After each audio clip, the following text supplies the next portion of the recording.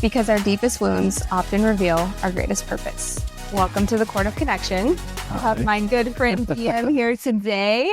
So excited. Yeah, this is so full circle. Yeah, really. Created my logo. And I'm so in love with it. Oh, cool. And the questions that you asked me, right? Like name 5 things that kind of encompass what the vision is. And then you pulled this beautiful thing together, that was just so on point. So cool. I'm glad you like it. I felt like it served you pretty well. It's not too flighty. It's it's good. I like it. Yeah. One of the thing about that stuff is that like sometimes, you come with some ideas. Yeah. I'm always like, yeah, we'll see, but you were gracious enough to let me just like trust me to do the thing. And that's cool. And always I have that opportunity. And that one just spoke to me, and I had some other ones. But yeah, I think it's cool. Yeah. I'm excited about it. Yeah. Okay. So, what I love about you, DM, is you have this like eclectic style about you. The first time I met you, I was like, wait a minute, who's this guy? He is who he is. You have such a funky style. You get your nails done. You're just a little lame right now, but no, I got to get them done again. Yeah. You are who you are. Like, have you always been that way, or did you kind of step into that? That's really interesting. When I was like, I got to bring this all back to my mom, really. Like, my mom let me express myself pretty young. Yeah. I remember being in like 2nd grade, and I had this like pink striped shirt that I really loved. And it was pink, and it was a little bit like weird because it was pink. And I grew up around women, like 2 sisters, and I'm like a creative guy, like from the very beginning. I've always been kind of just like expressive and creative. And early on, my mom kind of saw that. My mom, and I never gave her credit until only, throughout the amends process. But like, she saw this like curious, creative spirit, and she fostered that. So she would like take me shopping, and like, man, I remember like in the 80s, I was in like parachute pants, and like I was wearing like really baggy stuff, and like, kids weren't doing that, and my mom would like allow me to express myself. And it didn't make me completely comfortable. I wasn't in my skin in that stuff yet, but I eventually the creative stuff would come to be what I would get involved in. And I had some mentors in that part of my life that encourage this idea of, I'm a graphic designer, but they encourage like this idea of what a designer is. And so kind of like a lifestyle thing. And I started to like ponder and think about that stuff. And so the style, the expressiveness, it's come out in various ways. A lot of it's been in my personality, I think, in the way I like talk to people and just some of my wacky ideas and stuff. And some of it's like caused harm, to be honest. Get into that, yeah. Yeah, we will probably. But I think it happened in my last relationship. She was really, when did it happen? It happened around this identity as a designer. It really did. It started with one of my teachers. His name's Michael Ian Kay. He's like unbelievable designer, really amazing. He's created like some most amazing book jackets, some legendary iconic book jackets from like 2000s on. And he went on to kind of like be the creative director of this company that I was kind of involved in, and I never worked for him, but he was my teacher in school. And one of the things he left us with was to just like, like think about it before you leave the house. You'd always like say that. And I was like, what does that have to do with like me being like a successful designer? And like, it kind of like stuck in me that it's more of the designer is everything. So it's like this idea that it's not just a trade, and I thought I was going to school to learn a trade, and my dad always told me to have a trade, but it becomes like this creative being. And in some ways, like, so it started to mess with me. So like when I designed poor design, I started to notice it because he would teach us this stuff. And like, I'd show up to a push door with a pull handle on it. I'd be like, why is that like that? And eventually like these things just started to bother me more, but I would just simply express myself until I could afford to kind of go into it a little bit. And part of it's like, I bought an apartment in 2005, and I gutted it and I renovated it and got to design it. So that's part of it. My lifestyle was in design. This is in New York. This is in New York City. Yeah, really cool spot. It was like legendary spot. I wish I still had it, but we made some decisions based on self. So, but it was this really cool little spot. It was my spot, and I literally gutted it. I designed it. I went under the table and hired the architects and stuff. So it became kind of like my place. And I then got into a relationship with an amazing woman. Her name's Akiko, and she worked for Michael, my old mentor, and I kind of got reassociated with this stuff. And she was very into nice things, but with good taste. She had very good taste, some of the most impeccable taste. And I was like, why is this chick with me? I'm just like this goofy guy with glasses and a fedora on. But I had a bad thing going for a while. Yeah, I don't want to even show you those photos. But I used to wear glasses, and I was trying to find that. And she would introduce me to stuff, and it started with her. It really did. It started with her. To like, the designer thing was a big part of it. Michael was a big part of it. She worked for Michael. And then she kind of brought this thing. She's Japanese, so she introduced me to this Japanese thing. And then she would take me. And I went to Japan in 2006, and I was like, "What is this place? Yeah, Holy shit, this place is so cool!" And back then, before the internet and phones and stuff, it was like it was a different place. Like I was discovering things, and I was there with friends that had been there a bunch, and so throughout this thing, I'm in New York, and I'm hanging out with these artists, and I'm in the graphic design world. And I was in New York in a very impactful time, from 99 to 2022. And in the early aughts, like graffiti was becoming commercialized. It was like this whole creative thing was happening. I was very involved in the middle of it, but all my friends were these like artists that were like doing art. I was a graphic designer at work. So I never considered myself an artist. I never felt like I could own that title. I was like, no, I do graphic design for a living. I'm not an artist. I would then have a silkscreen studio and eventually kind of make stuff with that, but I would never call it art. I just did design. And Akiko kind of like really introduced me to this idea of like looking at clothing differently. And she introduced me to my friend Lydia Rodriguez, who is this amazing. I'm still like really close to this day. This is from Lydia, actually, this piece that I'm wearing right now. I feel like I've asked you at certain moments, like, where did you get that? And you're like, LRC. Yeah.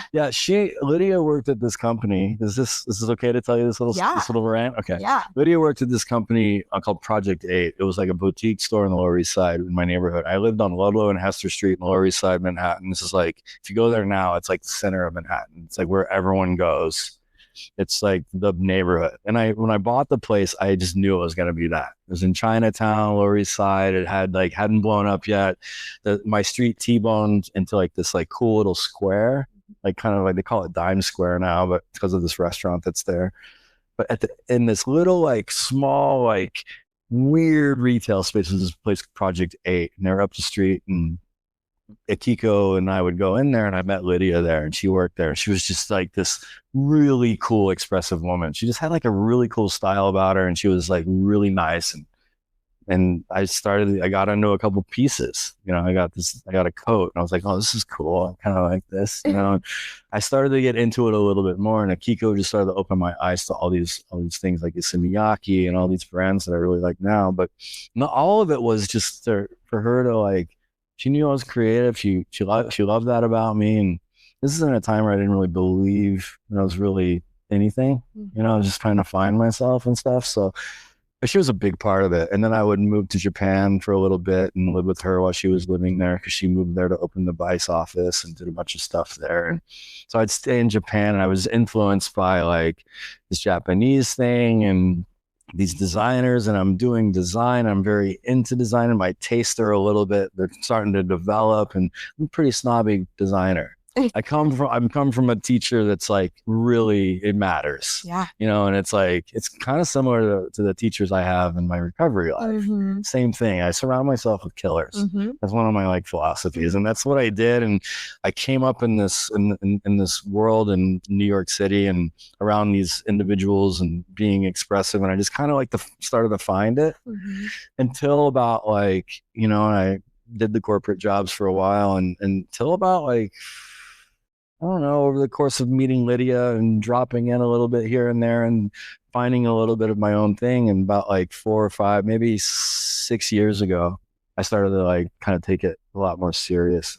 Kiko and I aren't together anymore, and I'm in this other relationship, and she was very interested in this like design. And I was teaching her about design and like why it matters, and she was into clothing, but she didn't really know anything about it, and we were like discovering it together. And so I started to express myself, and I started to get really into it. And I'm not gonna lie, there's some drugs involved that might have something to do with the wildness of it all. And there's just a lot of just it came real hard when it came to this idea that I need to find myself individual. I need to like, I got on this tip, and I've struggled with that in recovery, which is this like pure unique individual, your unique soul, your unique self.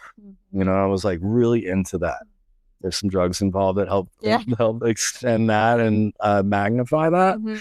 But like generally speaking, it was just this thing. And if I think back on the whole thing, I've kind of gone on a tangent, but it has to do with my mom.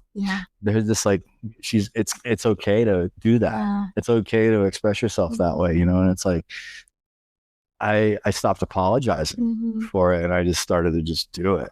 Started painting my nails and doing all that stuff. That's so beautiful. And I'm so glad you brought that up, because I feel like we live in a world where, you know, the generations before us were very rigid, you know, or pretty narrow-minded, and we're afraid of that kind of stuff, I think. Not everyone, but a lot of people, right? And so, you know, in my first episode, I talked about this, you know, what would your life have been if you had a place of women who really allowed you to express yourself fully and weren't afraid of that, you know? And what a beautiful representation of a woman who was like not afraid to let her son just express himself fully. Yeah, like it's wild when I think of her. Like because I blamed her for all this stuff my whole life. And I carried this sack of rocks around about my mom for 35 years. Hard.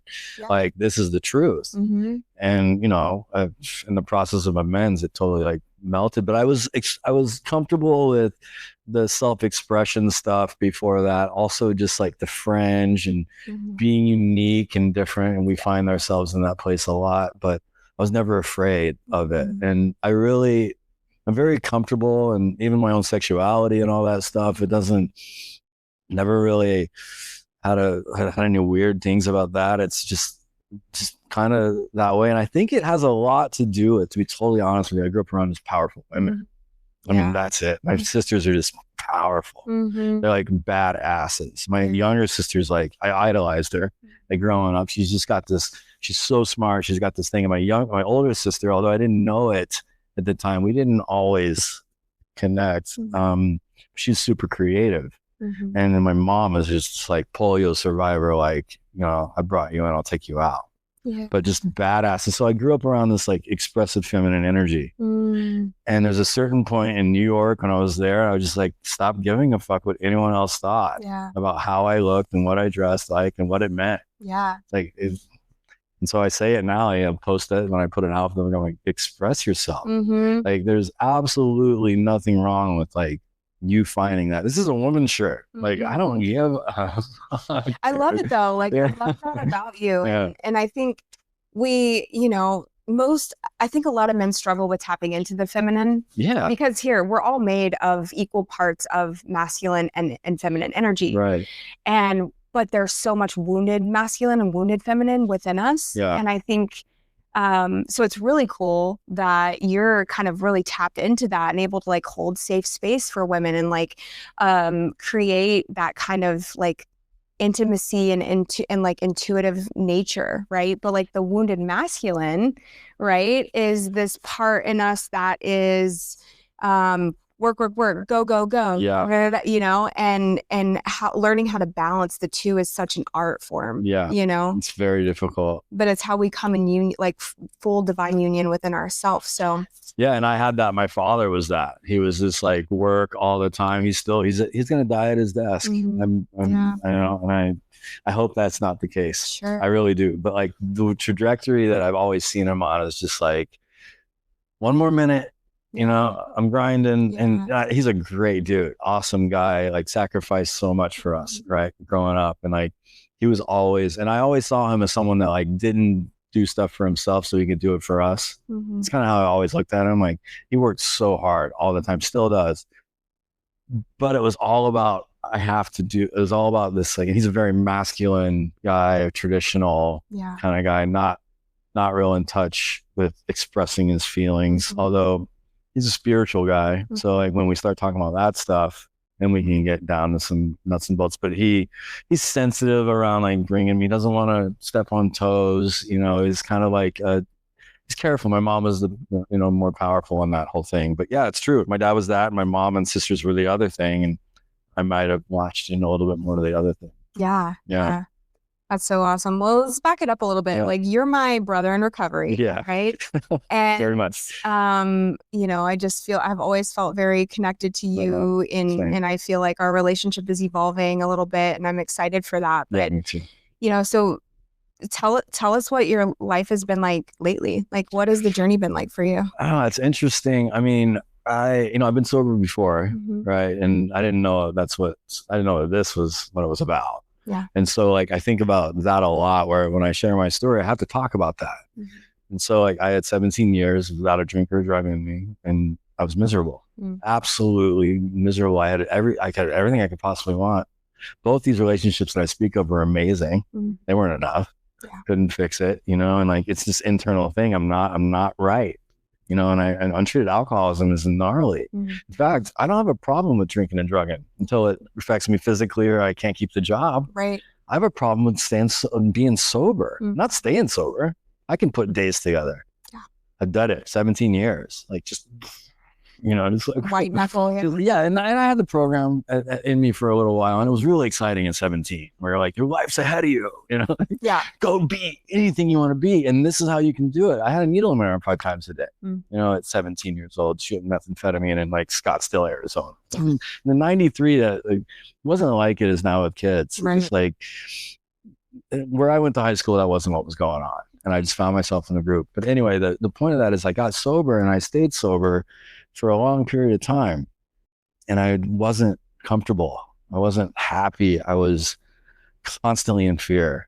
Just the bedevilments are all over me. Having trouble with personal relationships. If we're going to talk about it, it's there. Like, just complete spiritual malady. And atheist is hardcore, because after 9/11, I was like, no way, I'm not doing that, because I was down there and there's a bunch of stuff I carried around that. But like, I got sober and boom, boom, boom. And then I threw it away again, and I had to go through what I went through to find myself even in Austin, Texas, of all places, because it's the last place on earth I wanted to go. Texas, America was the last place I wanted to go. I'm in New York City. I was going to live there and die there, and what happened is I just was dying, dying. And I'm sitting with a rope tied around my neck in my bathroom, wondering if I'm just going to do this or go on to the bitter end. I had kind of like interrupted. It wasn't an attempt. I was just in contemplation, in self-pity, and I got interrupted, and for some reason I just decided I wanted to do it. The thing about what I was doing before I came in, I hated myself so much that I was trying to rewire myself. So I was dropping into all these like hallucinogens and ketamine and all the things that like people, MDMA, and I was really rewiring this mindset. And part of that, acid and all that stuff, again, I've been doing that since I was 16. Part of this self-expression and this individual started to boil to the surface, this like uniqueness and this like, I can be something, right? But I was killing myself. So that had to change. Yeah. And so I come out here to get clean, and then some, I got the things. I got a little space between drugs and alcohol again, just like when I was 17. And I lived with my sister for a while in Dallas, which was absolutely brutal. Awesome living with her and her boys, because I love her boys. And I was called to be in Texas because my mom's getting older, and I was just here. I'm like, okay, I'm here. But I knew like Austin was probably like a place for me. I could get my career going here or whatever. And that's what I did. I moved out here for that. And that didn't work out, because I run my life on self-will, and I was running around with my head cut off basically at like a year sober, thinking I like had arrived and stuff. Right. I had to go through some really hard lessons And I learned a really hard lesson there. I was terminated from my job. That was brutal to face because I was just like, wait, like, that's not what I'm doing. Wait. That wasn't the plan. That wasn't the plan here. I'm away. I go to 7 meetings a week. Like, what? Why would this happen to me? What? I'm living on a new basis. But if I look at, why would this happen to me? That's not what my intention was. Yeah. No, that's the opposite of what I'm trying to do here. Like, I couldn't tell my side, and I felt the victim, and what we do, right? And I had to really get locked in and sit down with some guys that like knew what my trouble was, which was I'm selfish and self-centered at my core. But it's still there's this little thing in me that's like, I bump up against that constantly. Yeah. Like that whole thing about my expression and my uniqueness and my true self. Well, I want to say something about that. Yeah. So, because I actually do believe that we're a firm believer that we are all unique expressions of the Creator, right? Meaning, we like God made us all uniquely different in our expression because He wanted to experience life from all angles, right? So it's like, DM, I want DM to be this, what is it going to be like to be a man who's like totally comfortable with his sexuality and expresses himself this way, and the Creator's experiencing you through you, that all of that, right? What I think that it gets lost in translation around the uniqueness is that the perpetual, you don't understand how I feel. Yeah. Right? It's the emotions, right? Yeah. The malady is the way that the malady leaves us feeling is all the same, right? Loneliness, disconnected, sense of lack, a loss of control, right? Exactly. That's the part that is not unique, right? But I think a lot of us get caught in this delusion that like, no, we are unique divine expressions. Yeah. And I've come to accept that in a new way, but I had to wake up to accept it. Totally. To some hard truths, know, that like maybe this live wire that I am needs to sit down a little bit and listen more. And like, maybe these guys actually have something to teach me. And that's really what happens. Like I got with a guy I didn't really like that much. I liked him. I liked what he said and stuff, but I didn't like how he talked to me. Yeah. At all. Like at all, dude. When he brought me stuff, it was like, bro. And I would like 10-step about it, not to him, but and like, but I've come to love this part because he's taught me through that pain of not liking it. He's taught me to accept that maybe it's okay to like listen, like maybe you should a direction about pausing, when doubtful, or I'm always doubtful. So I should be pausing a lot more, listen more, ask more questions than you want to, stop story stealing. Like all of a sudden I'm in this like getting taught, but I'm not the way I thought. It never is. Sure. Right. And so in the last 18 months, that's about what I'm up to now. Like, I had some space between like working full time. I'm still freelancing and doing that stuff with my design, and I'm trying to find what is next. I have some things working that are really exciting, but I haven't gone back into the workforce, or into the corporate agency thing where I'm like the director, kind of like working with the team and doing the thing. I've just been kind of like, I think really I've been having a lot of time to work with guys, and what I see in them is what he saw in me, like real live wires, like just like, it's like extreme examples of self-love run riot. Yeah. Right. And I get the gift of watching them and going, oh God, I almost want to like call Steven and be like, sorry, bro. Yeah. Really, like, because I kind of get it more than I have. And so lately what's up with me lately is and wait, to back it up, are you referring to like watching these men kind of flail around and having to really allow that process to happen? Watching me and them 18 months ago. Yeah. I just talked to a guy this morning and it's just like, bro, like, I just want to put this on the table. This type of energy is exactly what got me terminated. And I didn't even know it. Yeah. And like you were still asleep. My whole point is to get you unblocked so you can get power in your life and be awake to something that you don't know yet. And I don't know yet because I'm experiencing it for the first time now with you, sir. So it's like a whole thing. And I think it really it really has come down to just like, he's put all these men in my life. I've had to go through the work over and over and over and over and over again with them, because that's what you do, right?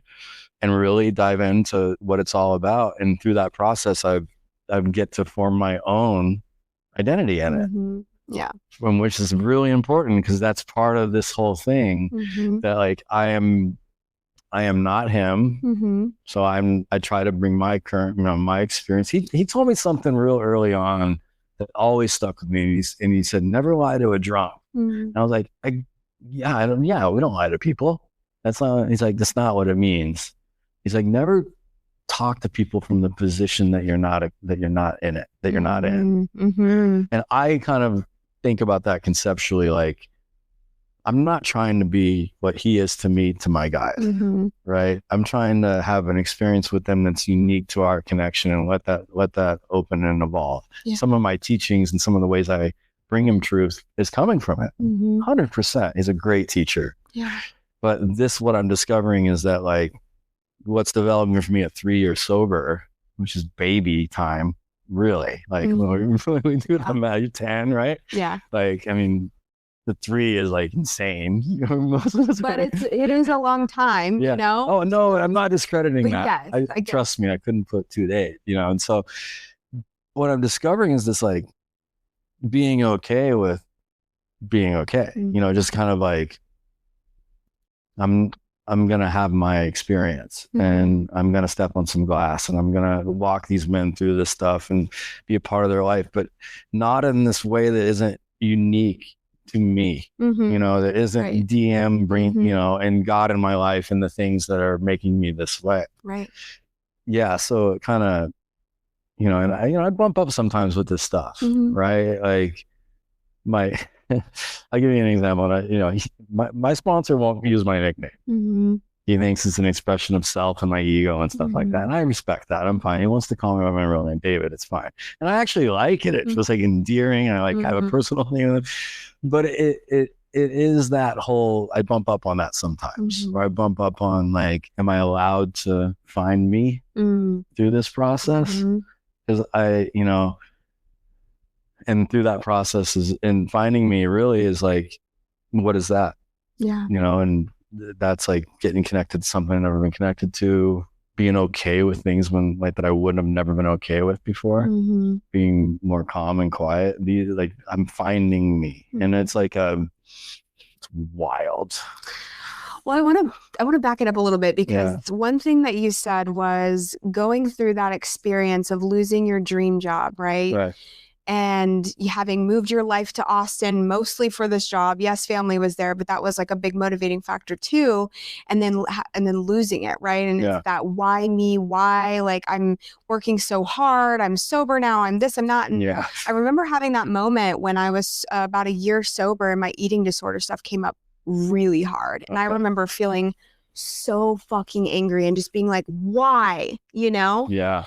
And so really what I want to mirror back to you in this moment is that now, being on the other side of this, like, that gift has given me the ability to help so many women who struggle with body image, who struggle with an eating disorder, because when we get sober, like, all of this shit, like, ways that we can control, right, come up, whether that's shopping, whether that's your body, whether that's, relationships, sex, whatever.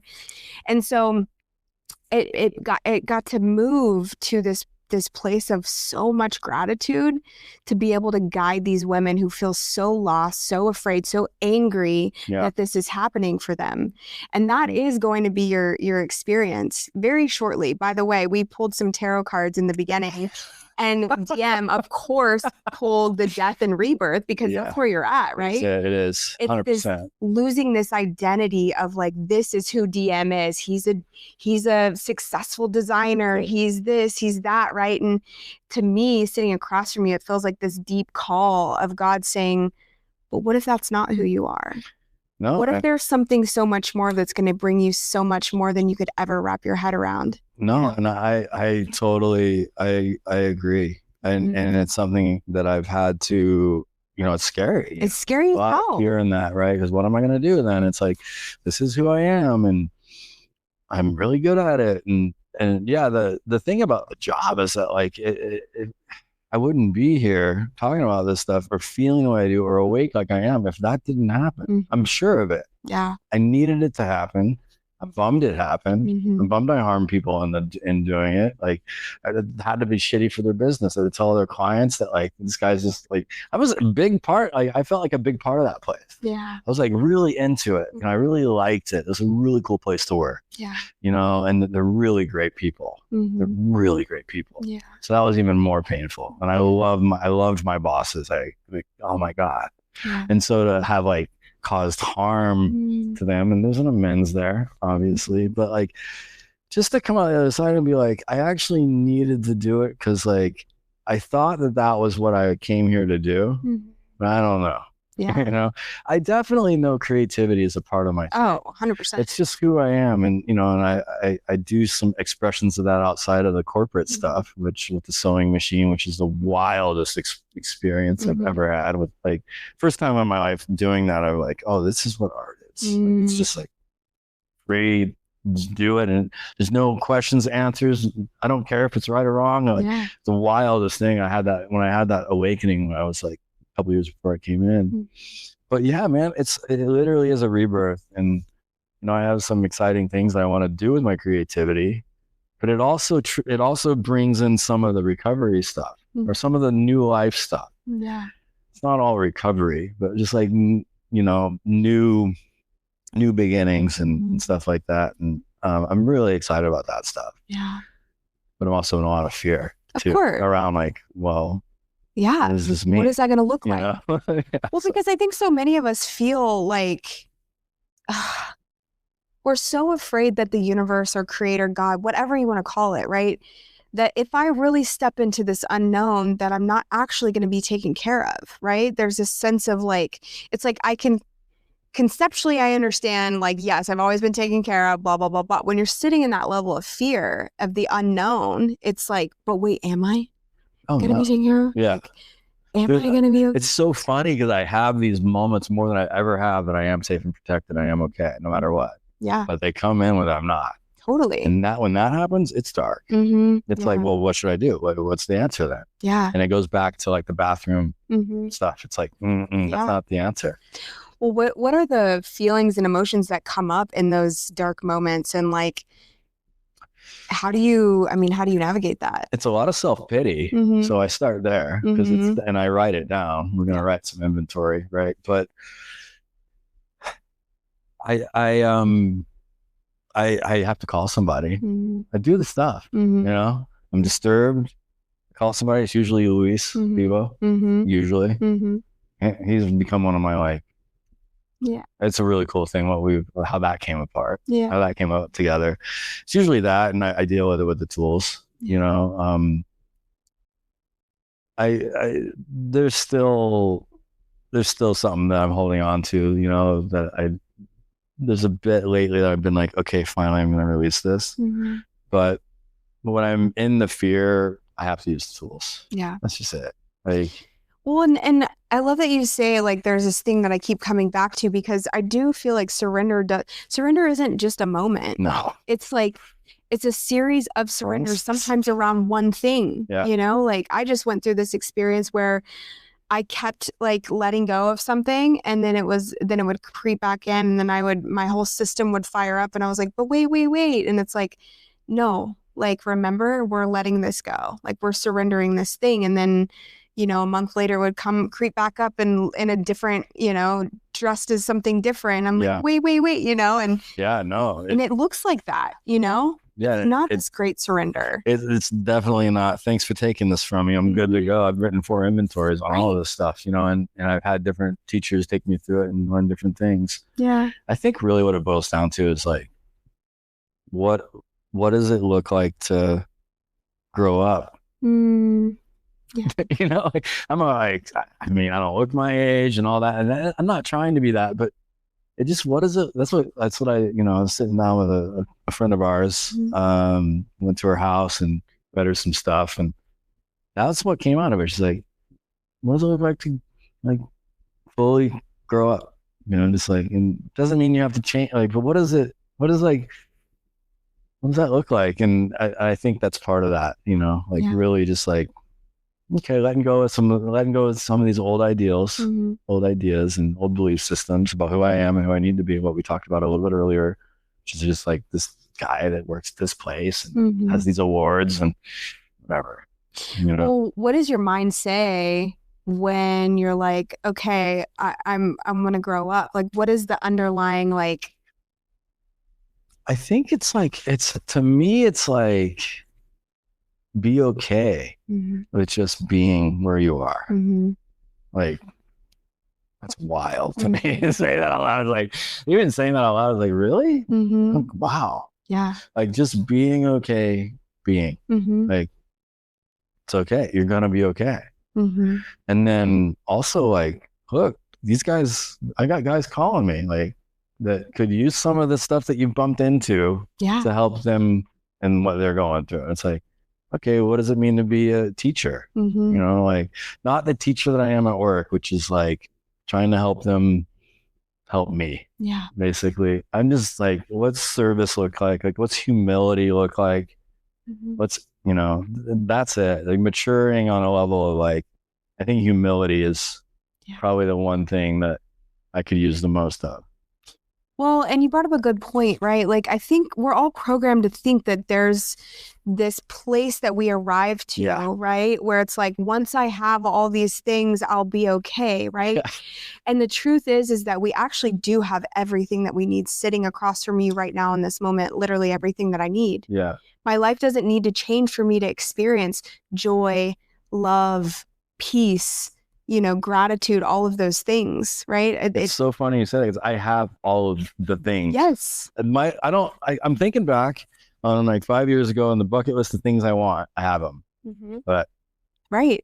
But there's a disturbance. Yeah, there. but what? Yeah. What? Yeah, it never really, like, I'm like that. I build systems. I think of things. I think of ideas. I create them, and I like, put it all together. And like, whether that's like music instrument stuff or design stuff or whatever, my house, whatever, like outfits, whatever. Yeah. And the car, all of it, you know, it's just this whole stuff, this built plan, and it doesn't deliver what I think it's going to deliver. And we hear this a lot. It's pretty cliche in a way, like, you know, but you get the car, it feels great for a minute. Yeah. You get the partner, it feels great for a minute. You get the, you know, job. And it's like, at the core, like, just be.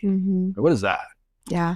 And like, be okay with it. Maybe not looking like you thought it was going to look. I think that's the hardest thing. Totally. You know, like from a status point of view, maybe, or like making a certain amount of money, because I've done decently well in that part of my life. And now I'm like, it's like, look at the last year, it's like, hasn't really manifested. I had some stuff from my other employer that you know a little bit about, but like, just like, what's growing up? I guess it's just like, can you just be? You know, allow you to be like where you are right here, right now. Yeah. I don't know. Yeah, I think so. And I think what I'm really going through, and that card that we pulled is like an exact. It's so funny. Every time I've had tarot, I'm like, whatever on this stuff. This process is weird. Whatever. And I get the card, it's like, oh, the truth, like, and you're like, damn, how did you know? Yeah. And if I look back on those things, I'm like, wow, that's exactly what was going on in my life. Like I had a card come out the same twice. I told you that. It was like a gnarly card. Yeah, like swords are never fun to upside look down, 7 of swords. Look it up. It's just like, he is to be stayed away from at all costs. I've actually pulled 7 of swords upright a few times lately. So, yeah. It came out, and then I don't know how the design of like how the system works. There's different spreads. Yeah. So it came out in the same position in both spreads. Yeah. And like a year apart. Interesting. And I look at my life, and it was like still just the same disturbances. Yeah. So it kind of made sense. This is a cool one to pull today. I'm glad it wasn't that one upside down. I'm like, I'm fucked. No, it's perfect. So yeah. Okay, let's move into some vulnerability here. I mean, we kind of already have, but okay. So when you stopped numbing yourself with drugs and really starting to feel again, what did that actually feel like in your body to like face feeling? You know, this is a weird one for me, because I put time, I can stop for periods of time. So I can just tell you that it's always uncomfortable. In my body, it's anxious. It's racing thoughts. It's restless irritability and discontent. It's the best way I've ever heard it described. I'm like, those three things together, like the world. And I'm literally like, this is it. This is like me. This is how I said, and I'm fidgety now, but like even like worse. And so it's just full of fear, full of dread, full of doubt, full of self-hate, full of, but the physical is like really uncontrolled spazziness, just like electricity, like a live wire inside of me, and I can't keep still, I can't not talk, I can't. I'm just like this insane person. And that's without drugs and alcohol. The best thing I've ever done. That's right. I'm home, chill, whatever. Weed especially. I'm a big weed guy. Dab in the morning, dab it before a client meeting. Dab a huge identity of mine too. Huge, like, into all the strains, and I'm big into the specifics. And I go to the dispensaries in New York. And like, oh man, I research it online and like big into all the devices. And my tolerance is one that can do all that. And it always did it for me, man. It always just like creatively too, like, ooh. So without it, I'm just like, Ooh, that brings up a good question too. Do you feel like there was some identity around that, about being able to tap into your creative expression without weed? You mean not being able to? Like, did you have a moment when you stopped using where it was like, I'm not going to be as creative, I'm not going to be able to tap in as much? Well, yeah, part of my drug use looked like, I took Vyvanse on a daily basis. It was prescribed to me for like 15 years. It's been prescribed to me since I was Ritalin and all since I was in the 4th grade. But I got back on it about like 15 years ago, maybe a little longer. And I would take it regularly until I stopped, and I started to abuse it, and I would start to add more. And so that thing was always in me, and this like amphetamine going, and then the weed with that are just like insane for the creativity. The mind, conceptual problem solving, like fucking laying it all out, systemizing it. I mean, tweaker shit, right? Plus weed. I'm a tweaker here. Yeah, I know you are. And that stuff was like absolute tool. And acid on top of that to like unlock the 4th and 6th dimension, mushrooms for the emotions. And then I found the ketamine, and that was just like escape the self. And I used all of that very regularly towards the end. So what happened was during COVID, I bought a sewing machine. And I was taking the Vyvanse, smoking the weed, and I was taking like hits of this crazy acid that I got my hands on. It was like very clean and pure, and I was like, I could go out in the world on it. Like I was like in the Matrix, but like I can do it. I could have this conversation with you right now. It would be cool as hell to and that's what I did. And my relationship with my partner was like that. I was on it all the time, and she didn't even know it. Total dishonesty around that. But what I did was I bought a sewing machine. I just started ripping fabric and just going insane, just like making stuff.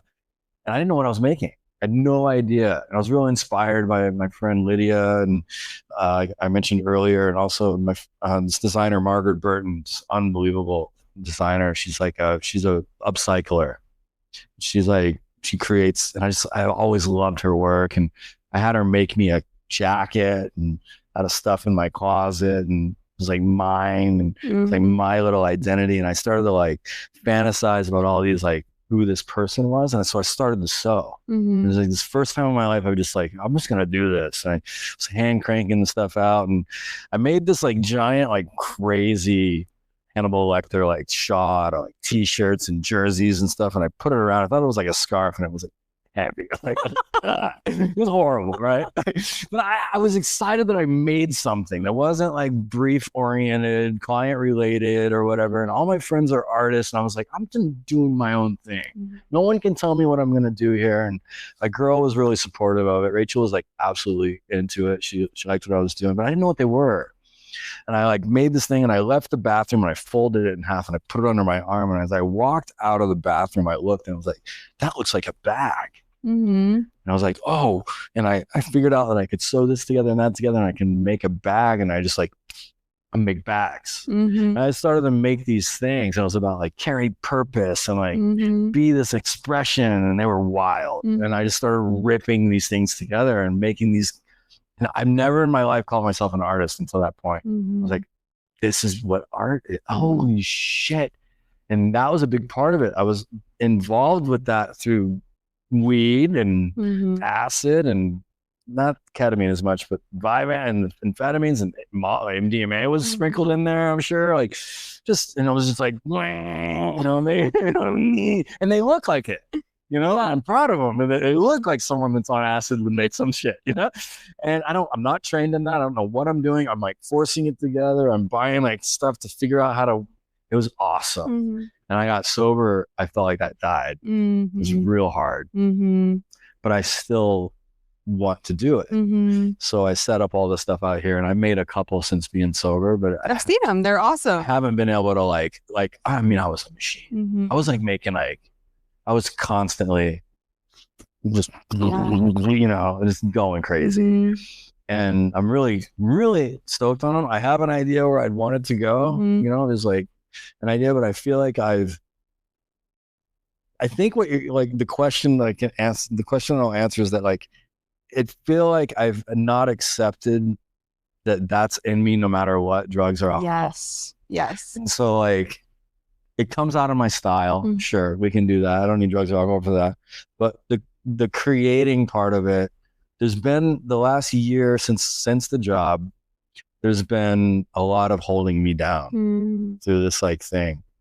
And there's been a lot of plans and designs and a lot of like things. So when I'm sober, I'm like, I'm not activating that specific creative thing. And I feel like I can't really say that it's drugs and alcohol that make me a better craftsman in that way. I don't believe that.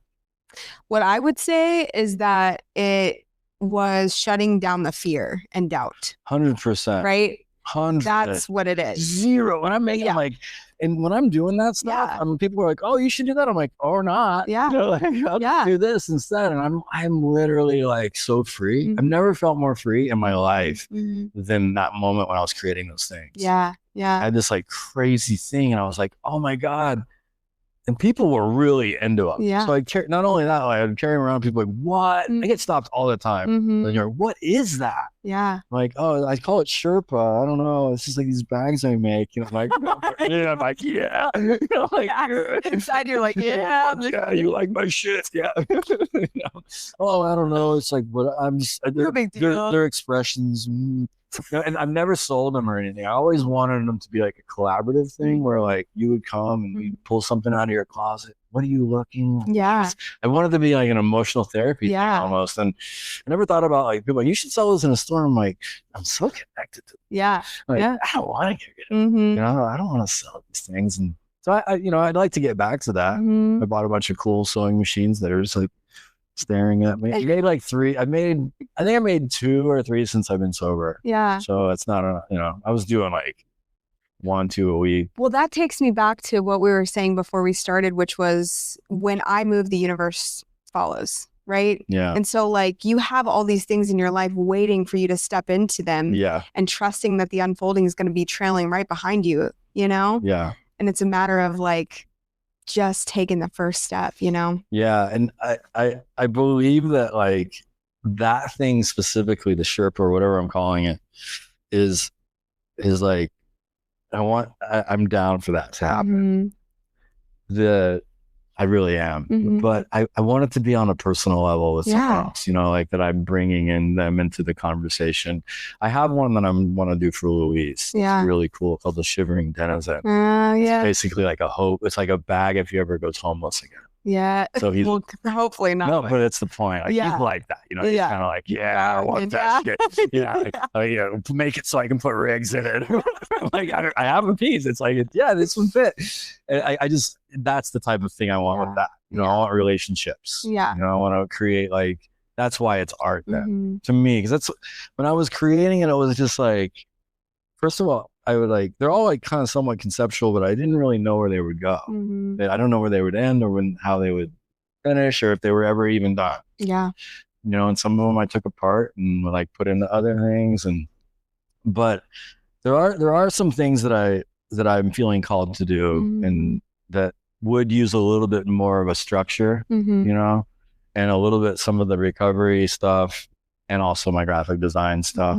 Yeah. I'm a little bit about that whole thing. But that's something I'm looking at activating. But yeah, it's fun. I mean, the thing about this stuff is like, I don't know what I don't know. Yeah. I don't know. And I've had to go walk through some mud this year to, feel like I'm going to be all right. You're on the brink. I can feel it. I feel it in my bones. Yeah. So, okay, you're obviously a man, right? Yeah. You also work with a lot of men. You mentor a lot of men. I do. What do you think men are taught about how to feel? And are they taught to like fix and contain, like feel freely, you know? It's an interesting question because like, yeah, I don't know if it's applicable to me and how I was taught or what how I want to move forward. But I think it's like, I can only explain it through the ideals I hear from them. Sure. That I don't necessarily align with. Yeah. And one of those, like what a real man is. Yeah. Like when we're doing inventory, it comes up a lot. Yeah. A real man doesn't do this. A real man doesn't do that. But I hear the word provider a lot. Like, really? That's a lot of pressure, bro. Like, sure? Okay. Well, that's a character you can look at or not. I think they're taught to like, it's really interesting. I think they're taught to like, go and not think really. Just go, get it done. Yeah. Be your best self. And lately, especially in the social media sphere and all the self-realization that's going on and all that stuff, which is great. But it adds to that narrative of like,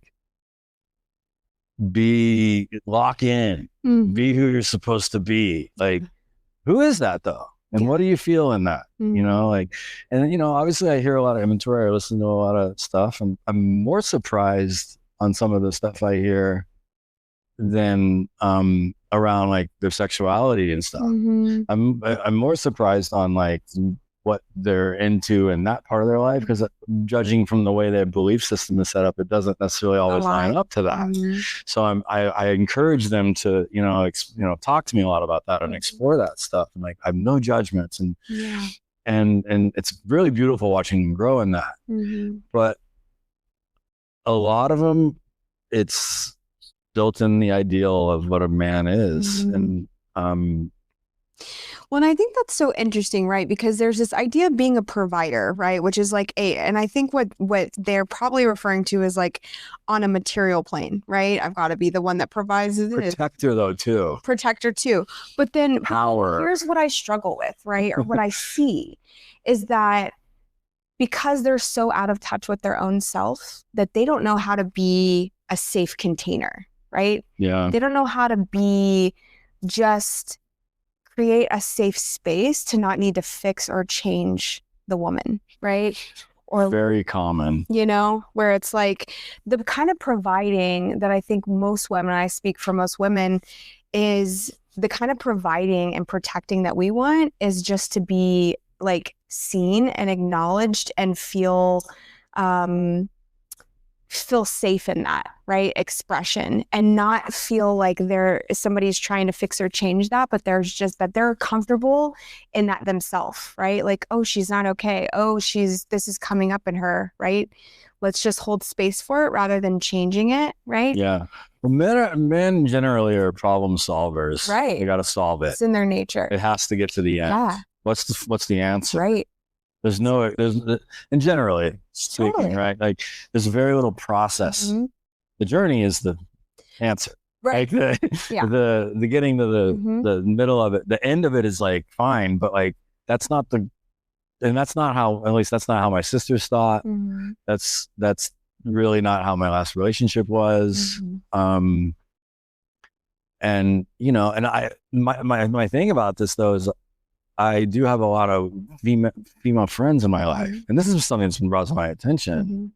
That it's like, what is that all about though? You know, and so like, I think there's this like problem solving thing that men have, provider, protector, like doer. You can't describe it any other way. It's like and not all men, but out here more than I'm used to out than what I'm out a lot of different thing, slightly different thing.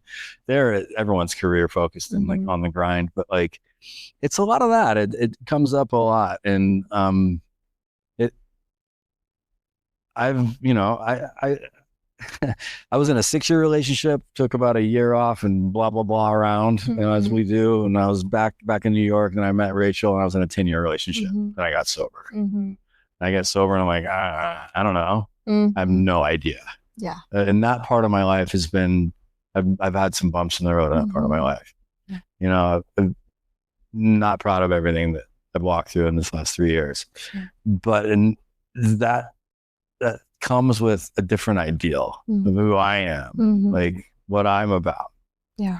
And am I safe space? You know, am I what you just described?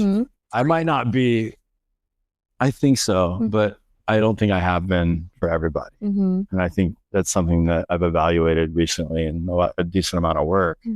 I'm finally like, you know, it's the longest I've been without like being in something real serious. That was actually our thing. We were together as the thing. I had kind of something early in a year in my sobriety, but after that, it hasn't really, nothing really has manifested in any sort of way that was like that. The only thing I have to compare it to is like what a relationship looks like to me is what I was in for 10 years. You know, we lived together, we built life together. Like this is the thing. And, you know, and obviously I didn't show up completely well in that, but, I don't have, in sobriety and this like new way of thinking and stuff, I've fumbled around, and part of it's just like, how am I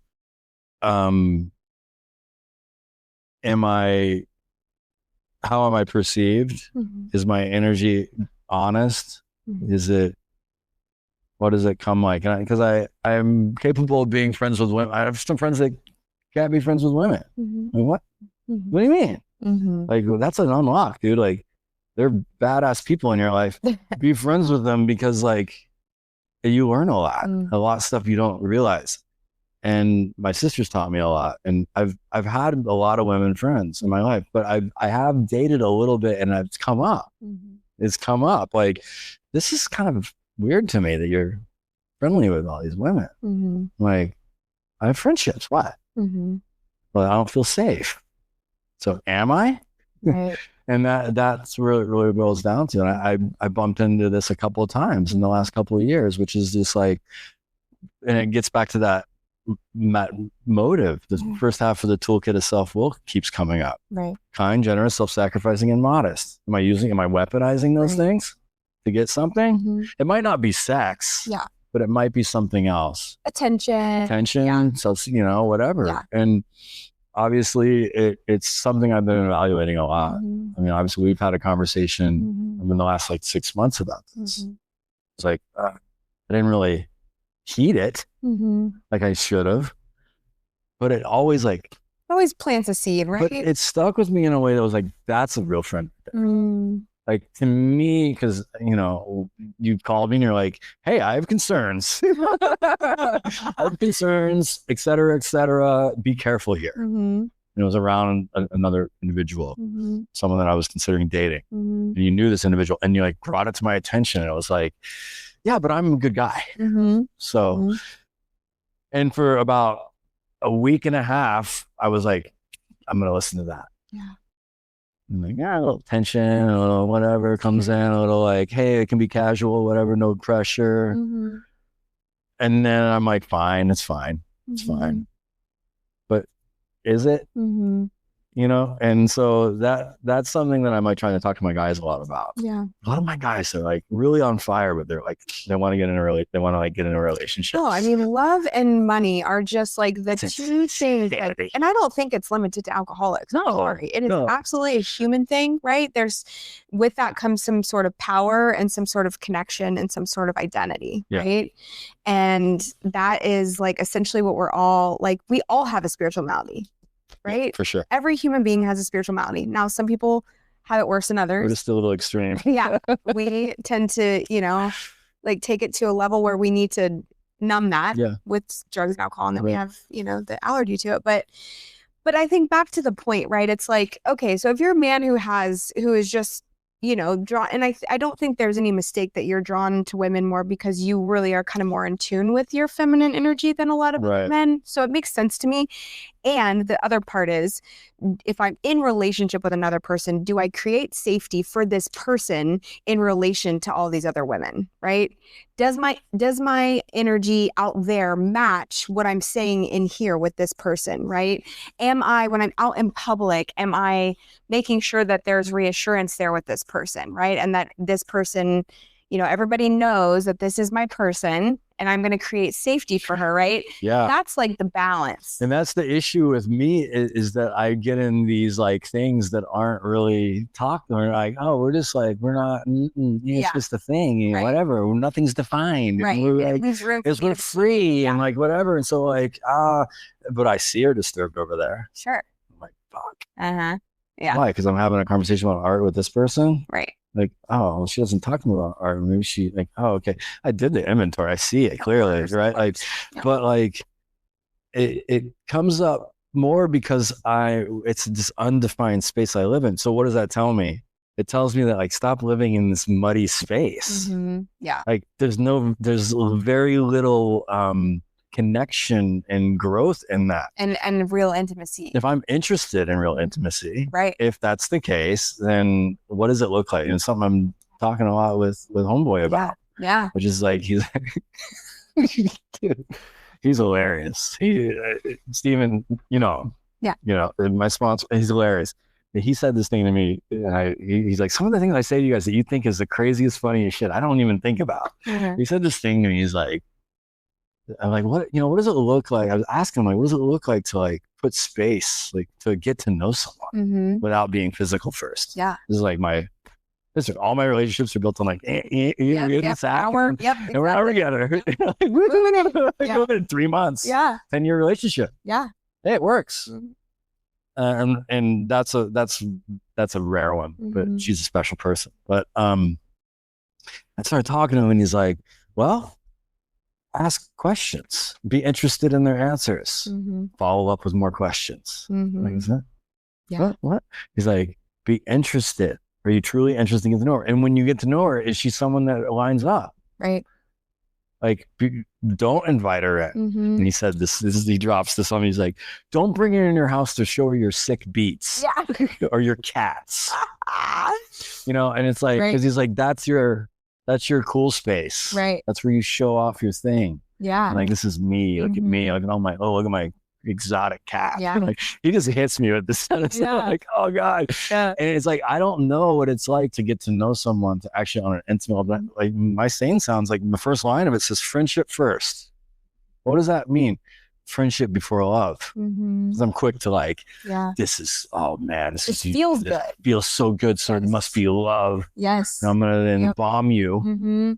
I don't even know you. Yeah. This is alcohol. This is how I am. But that's where I'd say, and I'm making this, percentage up, but 70% of the population act on that impulse, right? I see it, And then you end up in these relationships with people like 3 months later and you're just like, what? I don't even like you, you know? I don't even know you. I don't even know you. I don't know you. I don't, whatever. I hear it so much, right? And, it's acting on that literal impulse. If we could all just step back and not come from this place of lack, like, if I don't act now, I'm going to lose, right? Yeah. Because whatever is supposed to be for us, there's not a thing in the world that's going to stand in between that. Right. There's just not, but we don't believe that in those moments. That's true. No, absolutely. And so like, for me, it's like, listening, being open to listen to this advice. Like, actually, those are practical steps to take. Like, don't do this, don't do this. And he doesn't really give much of that, but in this part, I have, he has maybe some experience here that I can learn from, right? And something that I was sitting down with Katie and she was talking to me about the same stuff.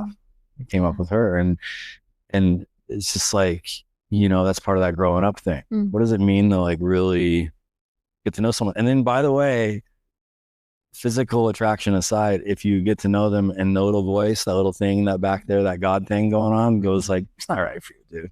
Can you bounce this? Yes. Can you activate that? Yes. Yeah, driven. Take the action, right? I'm very driven, and I'm learning that like what that looks like, what it's, you know, being okay. This is also a part of my life beyond that card is speaking to. Yeah. I've been thinking about this a lot, where like I'm kind of like coming to that place where I'm like okay with being by yourself. Yeah. Yeah. Without like, prospects. Wow. Yeah. Without prospects. Yeah. And that's new. Oh man. And it's such a beautiful place to come to. Like, it's so funny because I genuinely like love my own company. Like, I love that for you.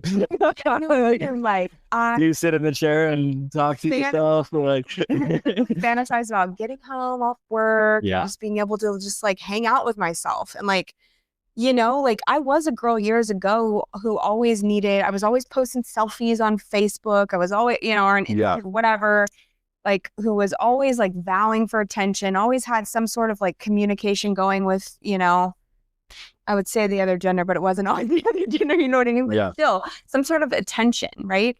And to be somebody who just moves through the world who's like, I don't fucking need that. Like, I literally don't need it. Yeah. It is such a strange feeling. Yeah, where did that, at 10 years, how long has that been going? That's been, I mean, really, really, truly, probably for the last 3. Interesting. About almost as long as I've known you. I've known you in 2 years. Yeah. So after not this past breakup, but that breakup before that, I had this massive awakening and coming home to myself. That's really where my like deep journey started. I started in therapy, and I started really like going underneath the surface and asking myself the questions and learning how to self-regulate and nurture myself and take care of myself, right? And stop with the fucking bullshit, you know? And that's okay. There's no judgment in that. No, I get it. The journey. No, I believe that too. You know? That's really cool. So like 3 years ago, 7 years. So 7 years of just running around with the head cut off. Yeah. I was running amok, dude. I was talking to one of our friends like that. She shared a story with me about her getting arrested in sobriety and stuff. And I was just like, absolutely. Yeah. Like I you know, being fired in sobriety, whatever, you know, and I feel blessed to be able to like, I've surrounded, you know, one of my things, surround yourself with killers. I always have like career wise, design wise, all that stuff. But out here, I've managed to do that spiritually. And some of them I don't like always what they say, you know, but that's that young boy being disturbed, you know, that like isn't growing up, you know, and so that's kind of like what that's one of my least favorite things to say is like seasons or eras, but that's really what it is. That's where I'm arriving. It's just like, okay, we're gonna just take this for what it is, and it's scary though. Well, totally, and it was scary as fuck coming to that place. But what I will tell you is that the level of intimacy that you gain within yourself, and this just creates this like sureness and certainty that like without a doubt, I am going to end up with the perfect person, whoever that is, right? I don't need to go prove myself. I don't need to just go live your life and continue to build on this intimacy within yourself, and you radiate out, you know? Yeah. Like you just radiate out, and whatever is for you moves towards you. Right. Really. That's just how it is. I know. And I like, that's so funny to say, because I've always just like, seek, express. And it's like, I'm finding a little bit more of a calm, and I'm arriving there now. Like, it's like you're seeing sitting across from you now versus, you know, even 7 months ago, right? Like, I definitely have since. There's a lot of like acceptance, a lot of love for self too, which is beautiful, because that's not been my story at all. Zero, zilch. Yeah. Like since I was a little kid, I was no, you're not. Yeah. And that whole thing with my mom was like part of it. I think the amends process started it. Yeah. Oh, tell us about that. Oh shit. Yeah. Well, wild. Okay. Well, I had on my inventory that I brought to my sponsor, it said, you know, I was broken, I needed to be fixed. Right. And that is this 4th grader that was sent to like after school programs behind a 2-way mirror to problem solve and to put square pegs in round holes and the speed read because I didn't like school. I wasn't into it. It's like, what? It wasn't fun. It wasn't creative. It couldn't focus, whatever, call it, whatever, DDD, whatever you want. But it's just what it was on my reality. Yeah. You know, and I felt that. I felt it from my mom. I felt it from others that I wasn't like them. And I built this thing that I wasn't enough. So I'm in these after school programs being tested for all kinds of stuff. I'm going to put on some medication, Ritalin and all this stuff, my focus pill at 4 p.m. And I had to go and sit and just was like, broken, needed to be fixed. Yeah. And at that point on, I built this narrative. That's what that was. I wasn't as smart as my sisters. They were really smart. I carried that into high school and poured drugs and alcohol on it, is whatever. But this specific resentment that's on my inventory is like, my mom put me in this thing. She put me on medication. I wasn't enough. It's just who I was. I wasn't this. She didn't just accept me for who I was. I was broken. I needed to be fixed. And I was stupid. And I wasn't a smart kid or whatever. But built this like kind of like push you down. It's a bad thing. I was that I didn't. And by the way, more than one time she told me the truth of what that story was, but I can't hear it. Sure. Because I built this truth and this is my truth. And this is what inventory did. I looked at it and I brought it to my sponsor and he's like, well, you know, your mom did the best she could. Sometimes we're troubled kids. And, you know, he didn't know the other side of it because I didn't either. So he gets what I bring him. The resentment, the truth, the awakening in that moment, the seeing it from a different angle in that moment was helping me just understand that my mom was just trying to help me. That's true. She was. Even if I was broken and needed to be fixed, she was trying to help me. But I didn't like that, you know, and so I went into the amends and I owed her a lot of amends. You know, 17-year-old, I never made amends. So from that drug use, all my dry sobriety, all the stuff, all the craziness as a teenager I made amends for all of it. I had a real thorough amends.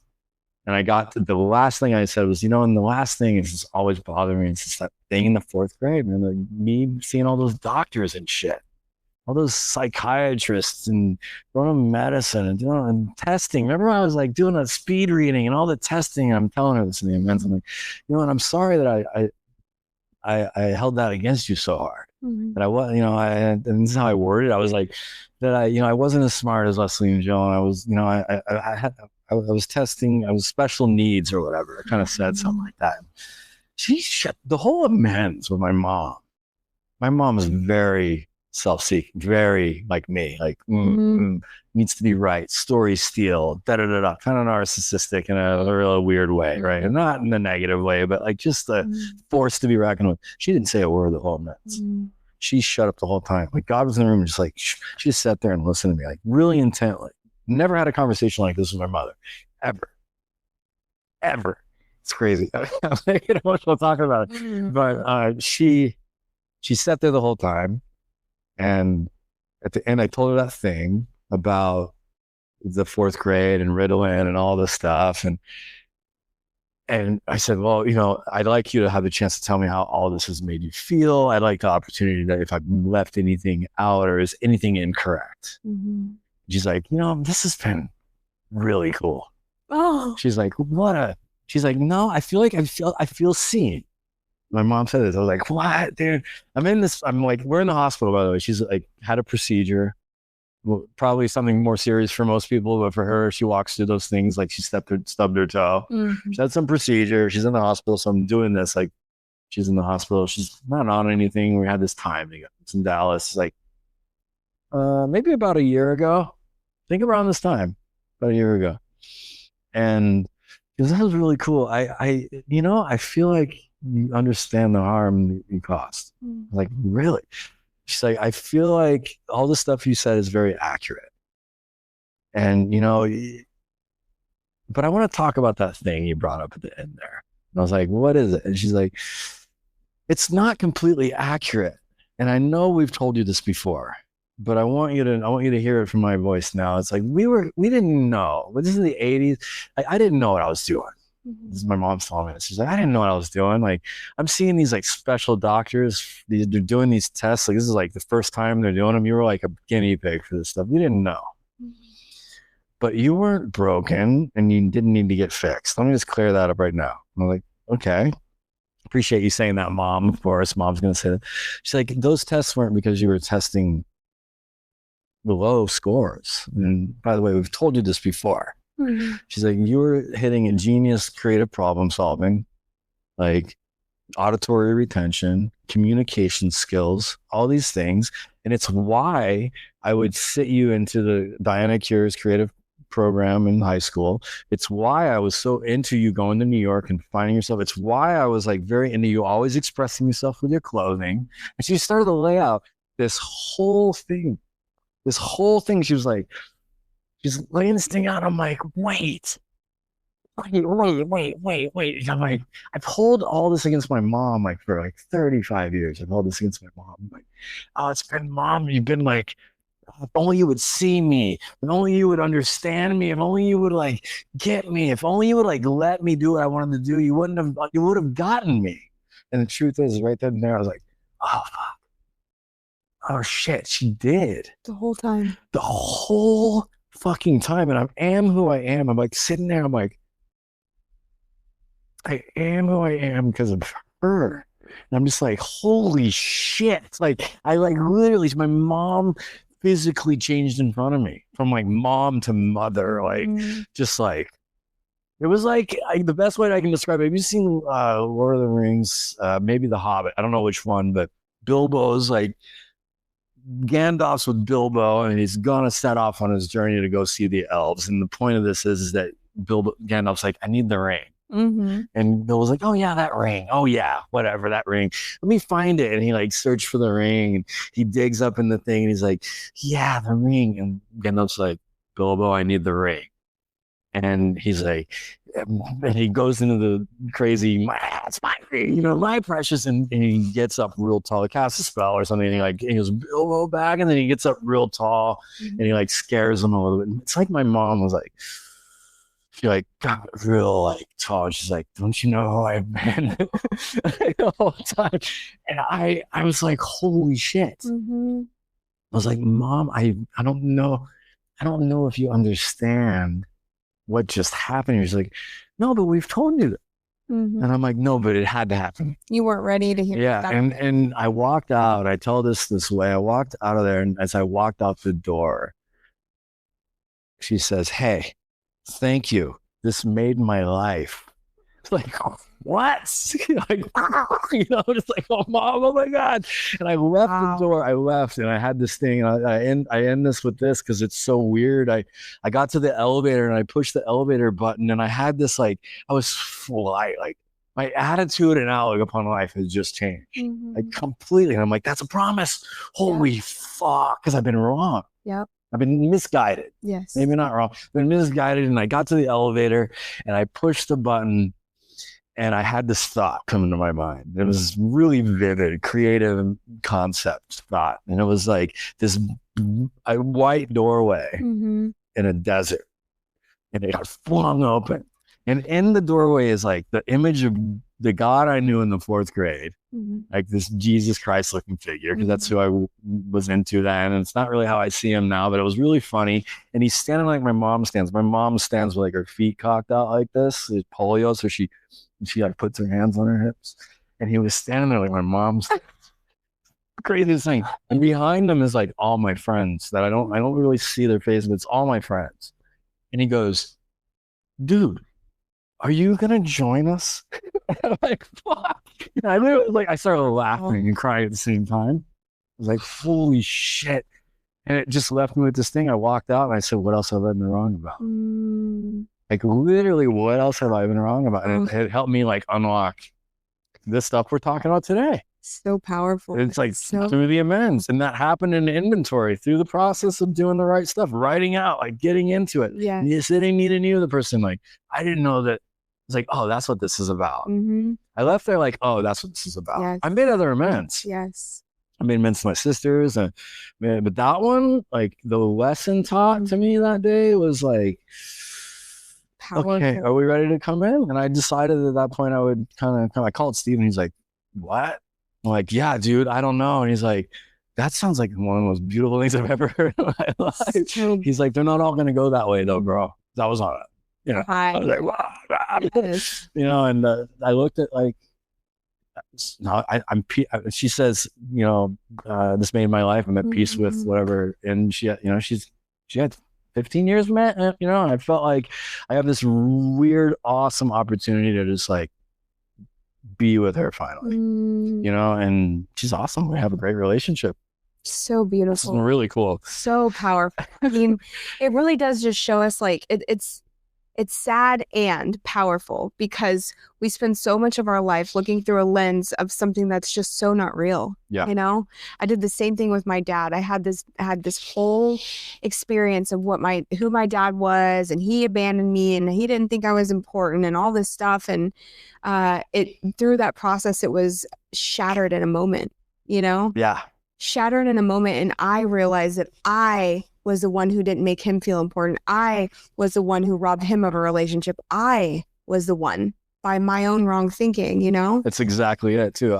She wasn't enough. Yeah. And all that. Yes. So we're like, she was broken. Yes. And it's exactly how that's why the change, like, I feel like she physically, like, I can't even describe it. It was like, I've had a couple moments like that in my sobriety. One was when Stephen brought me to page 53 about God. And I had like, I can do that. Yeah. And then the other one was that. And they're both like got sharper. And but man, I look at her today and I'm just like, you're such a badass. Yeah. Like, it's so cool. How lucky are we to be able to live this path? Like, people go their entire life and don't have to do the work that we do. And we have to because our very life depends on it. And as a result, we get to live. I get to sit across from you and share tears and watch this experience of like stepping out of self-deception, and into truth. The power. It's an unlock like there's no other. I tell everyone this. I do believe that if you get awakened through the process of the 12 steps and get connected to some power that you don't even understand. And everybody could benefit from the whole world. Yes. The whole world. It's just like, and also just like the group that we have, the community, all that stuff. My biggest thing about it is that like I watch people get involved in the work and don't go all the way in. Yeah. The door gets flung open and they go, yeah, I don't know. That was a lot. Yeah. I'll deal with this on my own. And they have to stay sober through that. Yeah. But I'm telling you, at sitting here with 10 years, there is a deeper unlock, like 50,000 times more. Yeah. Like you go through a deep unlock and you're like, wow, I don't think it could get any better. And then it unlocks again and you're like, wow, I don't think it, and it just keeps going and going. I believe that. I surround myself with people that I see that in. Yeah. And I really am not under the delusion that I've arrived. No. And it's something Me either. I try to tell my guys. It's like, this is not about where we get to. Like, and it happens really early with some of these really on fire guys that come out of treatment that are like, I have a guy right now that's like, oh my God, you're like me. We gotta watch it, dude. We're gonna watch you. I'm gonna be a little bit more on you. I talked to him this morning. I was like, let me bring you some truth and this and that. And it's the first guy I'm sponsoring that I feel like I'm like, there's an opportunity to like find myself and help him through my experience. Yeah. Other than the other things that are really specific, but like really specific stuff. And it's just like, I feel like there's a level of, I watch it in a lot of people, and I watch it in other people that like have been around for a long time that like, we mentioned that we talked about this at some point where like, they don't really know themselves, where they know the work real well, where they like lock in mechanically to a spiritual process.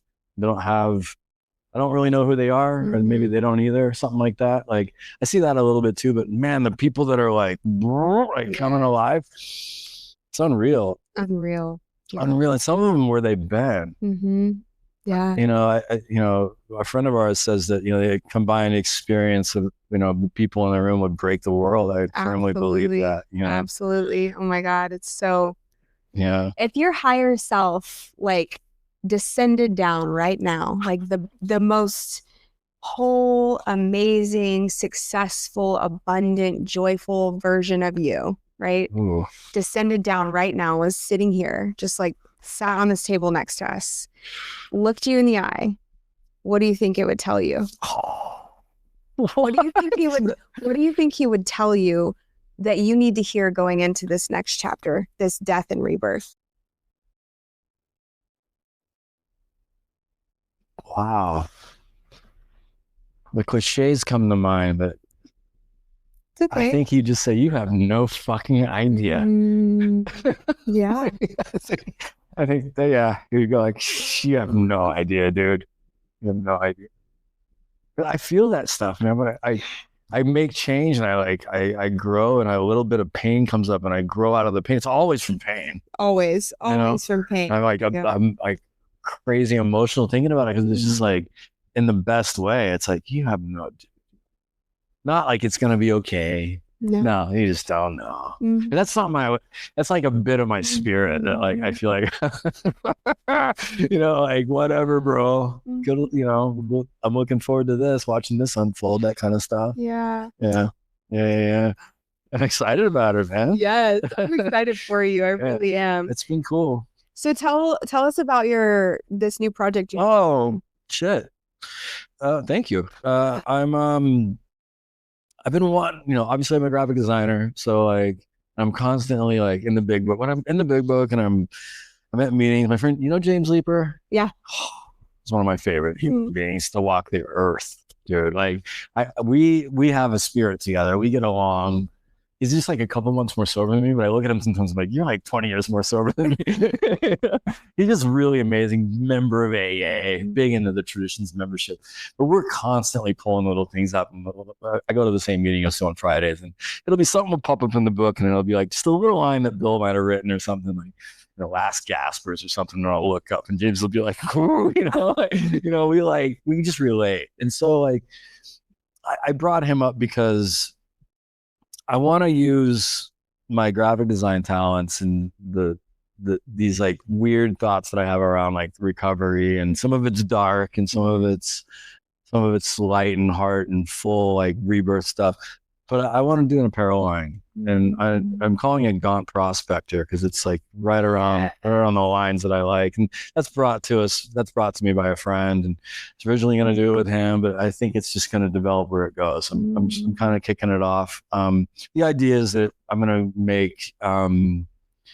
to make a bunch of really cool shit for recovery people that like I just feel like there's a gap in the market right now, to like a gap in our community that like lacks a bit of like dope shit to be stoked on, that like says stuff that we all relate to. And I've worn a few of them around. Yeah. Like I have one that says like extreme example of self-run riot, and on the back it's like, no, he doesn't think so. But I have a bunch. Like I'll do some really cool stuff, and I'm gonna bring people in and have them collaborate with me. Gordon's helping me with it a little bit from like a organization standpoint, but yeah, it's called Gaunt Prospector, and I think it's gonna be a bit of an apparel line around this new life that I'm developing, you know, that God's helping develop. Yeah, I'm excited for it. Can't wait. Yeah, that'll be, and it's again, it's one of those things now. It's on camera. Yeah. No, I'm literally like, we're meeting about it tomorrow. Yeah. Some really fun ones though. I'm really excited. So fun. And we're kind of sick, right? Totally. Yeah. Come up with some funny ones, and I've been writing them down for like 2 years, you know, and little things, little phrases. Some of them are quotes, some of them are things that you'll know, and some of them are just like, yeah, that makes sense. Yeah, little puns. Or just little mini stories that like kind of, my friend Nat said this thing in a meeting the other day. He was just talking about where he used to be, and the way he described it was, this is how he described it. She's wearing cartoon pajamas, shotgun in the Camry. You know, and it's like, it could be that on a shirt, you know, and you'd be like, I think I know what he's, I think I've been there, you know. So some of it'll be dark, and that's why Gaunt Prospector feels like the right thing. It's like, we're always like come from that place. I'm excited about it. Yeah. So fun. Thank you for allowing me to talk about it here. It's cool. Where can people who are listening find you? I'm on Instagram mostly. That's just me and my outfits. but I have like 15 Instagram accounts Yeah. that no one knows about, that don't have any content on them. You know, like, oh, I'm gonna do that one day, and I grab the account. But my main account's there, like DM_ATX, and that's just like me, and my stories are silly. You saw the one I put up today, but like my stories are silly, and I just mainly post like me and my creative expression. I'll probably be doing a little bit more with that as I move this thing out the door a bit. But, and then, you know, I have a website. That's my work stuff. It's just davidmashburnett.me. Yeah. So awesome. Yeah. Well, I have thoroughly enjoyed this conversation. You're the best. I'm really I just want you to know I'm really proud of you. Like, I think you like love. I think about you. I'll bump into a chick that like needs really good sponsorship. I'm like, oh, you got to get with Danielle's girls. Like, it's got to be Danielle, Emily, her sponsor, Evelyn. I know she's awesome. Like, I just hear all my circle is just I just hear this insane, amazing stuff about you guys. And obviously I know you really well. And I'm just so proud of you, man. Like, I think it's so cool that you're doing this stuff and rocking and rolling, and like where you're going and the pain you walk through to get there. It's dope. You're a real big inspiration. This is it, right? Yeah. Getting to know, like, now I know you on a deeper level, right? We've exchanged this like really cool, intimate experience, and like that's what the Quarter Connection is about. Yeah. You know, it's just reminding us that we're like all really just walking each other home, you know? I think it's dope, and I'm just so stoked for you. Yes. You know? So thanks so much for having me. I appreciate you. Thank you so much. All right.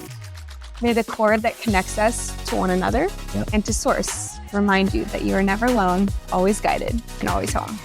Until next time.